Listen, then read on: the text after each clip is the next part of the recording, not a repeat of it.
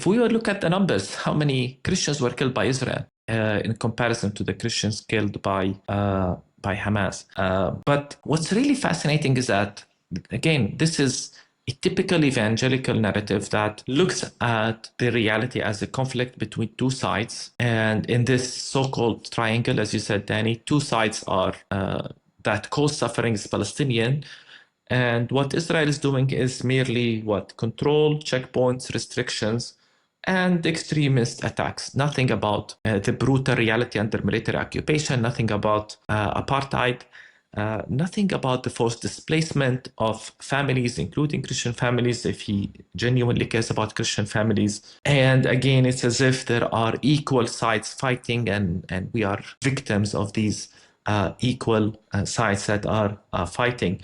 But I couldn't help but, observe, and maybe I'll ask Tony about this, a sense of dehumanization of the Palestinians. The narrative begins with our corruption and concludes with our extremism, even alluding, maybe not intentionally, I don't know if that was his intention or not, that Arab countries don't like us. Is it because we're troublemakers? Is it because we are not likable as Palestinians? So notice in this paragraph of triangle suffering, there's so much negative connotations of Palestinians.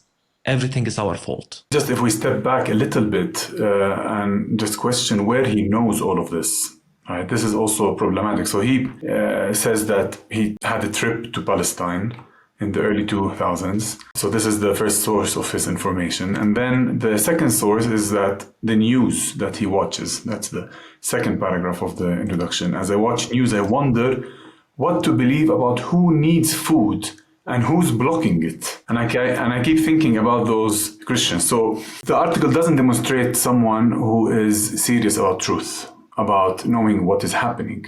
So of course, this triangle of suffering, it is far removed from reality.